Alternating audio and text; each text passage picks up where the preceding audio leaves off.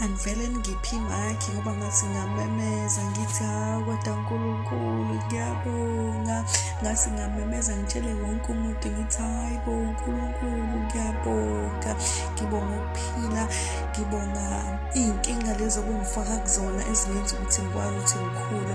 Why ngisho njalo ngibonga ngoba uma kuthi kuqhamuka inkinga ungenza ukuthi ngibe nale nto engaphakathi ethi cha zama unga-give up. Uthole ukuthi ngempela ngizame uthole ukuthi ngigcine futhi ngiwina. Ngibonga futhi ney'nkinga uthole ukuthi ngithi ngiphakathi kuzona ngithi ngiyazama futhi ngale ndlela ebengithi ngenza ngayo uthole ukuthi zingenzeki ngize ngiphatheke kabi. Uthole ukuthi emva kwesikhashana esincane bese uNkulunkulu yasho ukuthi hawu nansi mina indlela ebengizokwenza ngayo. Ngibonga ukuthi ufaka leya nto leyana ngaphakathi noma izinto zami engahambi kahle ukuthi angikwazi ukuthi ngimkholele ukuthi noma izinto engahambi ngendlela yami bese yena uzokwazi ukuthi ayilungise. Ngibonga abantu engihlangana nabo, ngibonga umsebenzi, ngibonga small little things ezenzakalayo empilweni yami. Ngibonga ukuthi nje ngihlale eduze komuntu eTexini.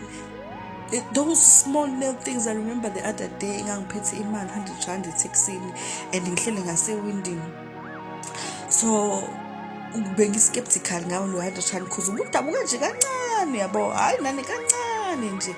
So mangihleli abantu babengena bangangeni bangahlali la ngihleli khona ngithi kunamasitha awu2 ashodayo bangahlali. Hawu kize ngithi hawu kanti what's wrong with me? Why abantu bemuva bayemuva behlale ngaphambili kwami kwaze waqhamuka umama wahlala eduze. Guess what? Loyo mama wahlala eduze kwami wathi senguhambisa lo 100 rand because that was the only money I have. That was the only money I had esikhwameni sami. Nasempilweni yami nje leyo kwakuyona mali enginayo.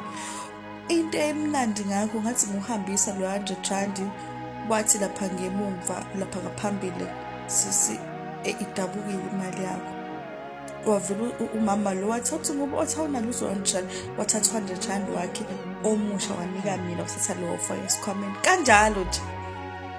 Ngambuka lo uNkulunkulu angibange ngisabuka ngisho umama ngathi mangifika ekhaya ngabonga uNkulunkulu. So ngibonga into ezincane, ngibonga ukuthi mangifastile khona la ngifaste khona I was at work. I remember this day ngisemsebenzini mangithi sengilambile manje ngiyacabanga ukuthi ngilambile.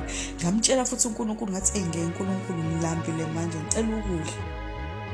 Manje into eyinkinga ngino 25 rand okubuye ndayikho enye imali enginayo ngathi mina ngeke ngizovele ngisale sengithenga ligunya la 10 rand ngizobona ukuthi njani ngizothola 15 rand futhi ukubuye ngizama 15 rand ngeke ngayithola imali yokubuya emsebenzini ekubuyele ekhaya. Yimina ngempela ngihambe yothenga igunya ngithi sengibuye emsebenzini sengibuye mangisi ngiphosa amehlo phansi nanku 10 rand. Small little things noNkulunkulu othi nje uyabo once waqala wa relax wathi yazi angirelax. This is angazi guys ngichaza kanjani ngakho ngithi sicela ngiphe imic mina guys ngicela imic khona ngizokhuluma ngalo uNkulunkulu.